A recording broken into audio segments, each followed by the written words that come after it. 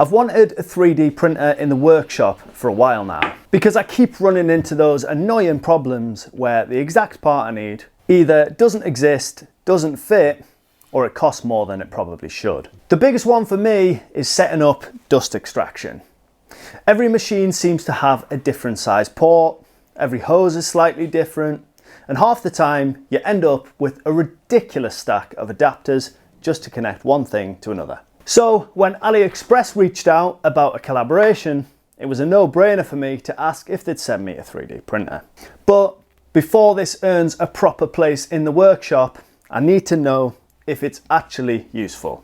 So I've been printing workshop accessories, jigs, holders, and an enclosure to protect it from dust. I've even done some 3D modeling and custom made some adapters for my extraction setup. And honestly, I think this might end up being one of the most useful tools that I've added to the workshop. The main thing that worried me about putting a 3D printer in here was the dust that the workshop creates.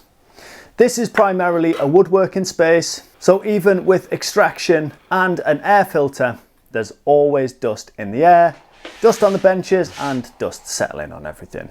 A 3D printer has loads of moving parts and it's accurate to fractions of millimeters, so it didn't really make sense to have one sat right next to the table saw, completely uncovered.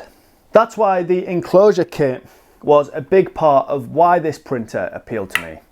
It's not fully enclosed straight out of the box, but you can get a kit that comes with the acrylic panels, the hardware, and then you actually use the printer to print some of the enclosure parts. Crazy that the printer prints its own enclosure. Printing this was an ideal way to test the printer and to get to grips with it. All of the files were ready to download, so there was no real learning curve. Just load the filament and set it away. The enclosure should help keep dust away from the printer, keep the temperature a little bit more stable for longer prints, and it's actually surprised me how much quieter it is when enclosed. Not that it was particularly loud beforehand. The printer I'm using is the Flashforge Adventurer 5M, which AliExpress kindly sent over for me to use in this video. I was happy for them to recommend one since I knew I wanted one, but I didn't really have much knowledge on the subject. After doing a little bit of research though, I've found out that this one is a highly rated beginner level 3D printer, and so far I can definitely see why. The fact that it has the optional enclosure was massive for me, and having it enclosed was a must in this setup. I'm not going to sit here and do a full unboxing or reel off all the specs, since you can find them online. But if you do have any questions though, just leave a comment down below and I'll get back to you. I also have some discount codes that I'll leave down in the description, which will save you a good chunk of money if you wanted to get yourself a 3D printer or anything else from AliExpress. They also have a summer sale which has just started, so I'll leave the link to both that and the 3D printer in the description too. I don't have any experience 3D printing, but so far it's been pretty easy to get into, and I've been impressed with the quality of what I've printed so far, mainly using PETG filament, which is a bit tougher for the workshop accessories. Considering the price point of this printer, all of the items that I've printed so far seem to be as good as any 3D printed items that I've bought online. The prints are pretty quick, although bigger items do take quite a few hours.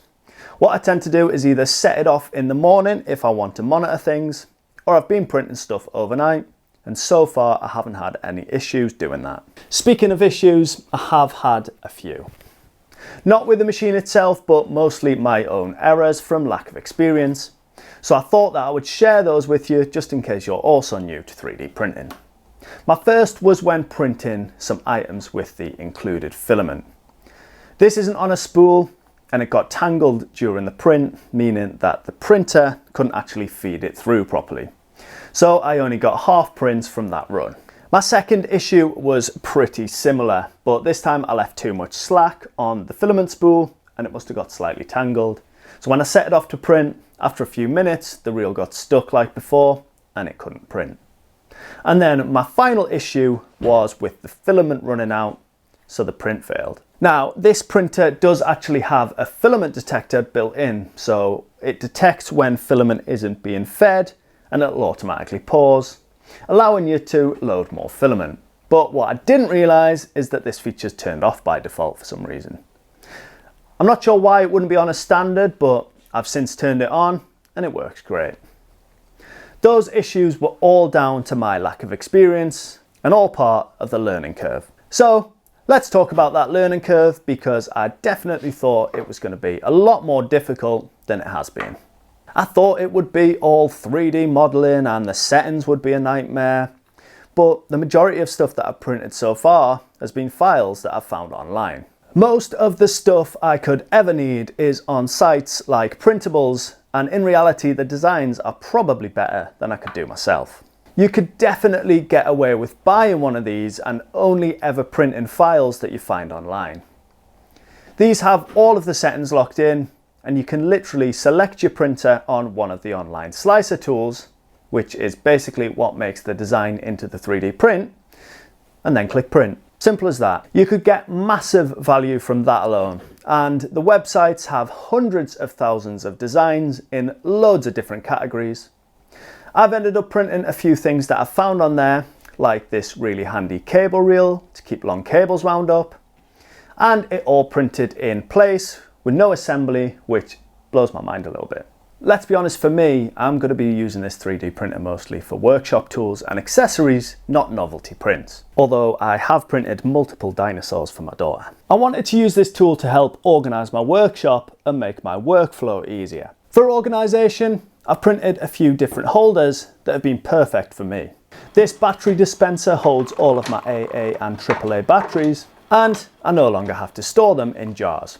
In my old workshop, I had my tape measures stored on blunt multi-tool blades. But in this new space, I've printed a couple of different holders for them. For the larger one, I've got this cradle, and for the smaller one, this belt hook mount. These little prints aren't particularly exciting, but they cost pennies to make, and they all add up to this being a more functional and efficient space. I've just made loads of cabinets and units for the workshop, including the station that houses the 3D printer, and I wish I had this printer when I made them. I've printed some assembly jigs that hold 18mm sheet material in a T or a right angle, so you can fix them together much easier. Such a simple thing, but so helpful if you're assembling stuff like this, especially when you're working on your own. This is the great thing about having a 3D printer. If I find myself doing a job and in need of an accessory, I don't have to buy one and at best get it the next day. I can print one to my exact needs. So if I'm doing some 12mm boxes, for instance, I could just print a 12mm version of these jigs. I've also printed some corner radius jigs, which is something that I fancied getting for a while, but wouldn't really use them often enough to warrant spending decent money on them. Even the cheap sets can end up expensive once you start buying all the different sizes. The fact that I can print some myself is amazing, and the file even has a holder. Now I have these when I need them, and I only spent about £2 on the filament to print them. There's so many nice to have accessories, and the fact that you can print them for way less than buying them means they're now cheap to have too.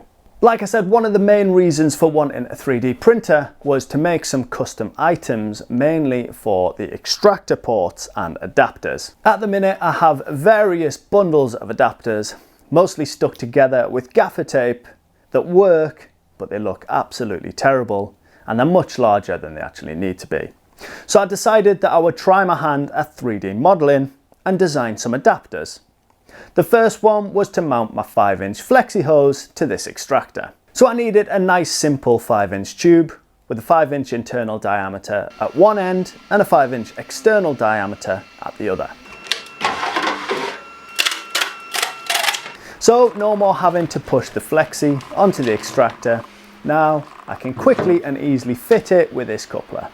The second item was an adapter, so that I can fit the 4-inch quick connector onto the smaller planar thicknesser extraction port. So I measured up each port size and designed this adapter to friction fit into the dust chute and into the quick connector.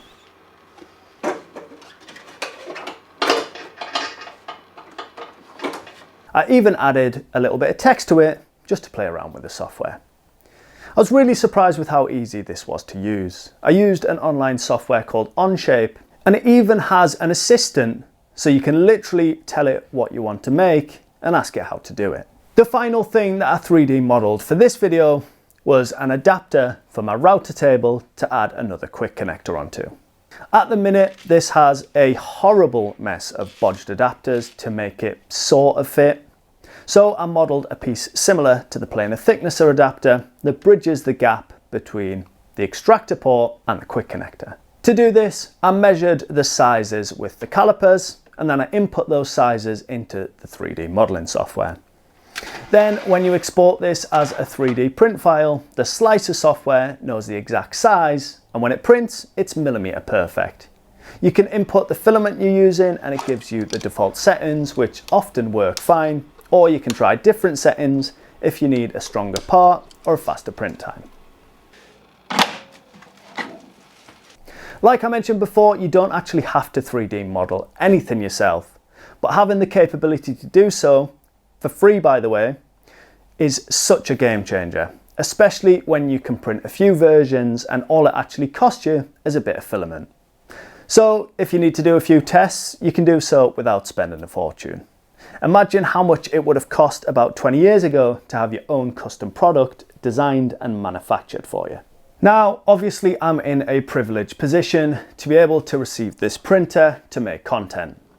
But after using it for a few weeks, I now think to myself, why didn't I just buy one years ago? I'm certain that it would have paid for itself in savings many times over. Just printing some of the adapters probably saved me 15 quid at a time. So if you needed 10 of them, you've nearly paid off the printer just there. This printer is priced at around £240 at the time of recording, but I'll leave a link for the up-to-date pricing in the description. Now that is a chunk of money, but it's little enough that if you can spend that up front, you're definitely going to be saving over time. All of those little adapters and jigs that you buy really do add up, so printing them yourself can be such a saver. That's before you even take into account making custom items that you couldn't realistically get without one. The value is not just in saving money, it's being able to make the things you need when you need them. Now I have to talk about the limitations of 3D printing as well. Firstly, prints take time. If you want to print something large like this enclosure for instance, it can take a while. I printed this over about 4 days with nearly 48 hours print time because it's so large and dense. You also need to make sure you have enough filament, otherwise the whole print on demand side of things kind of falls a bit flat. Like I mentioned earlier, not all prints are a success and the little mistakes can cost you, but you quickly get to grips with things, and since my early mess ups, I haven't had those same issues again. You also have to remember that it's printing plastic.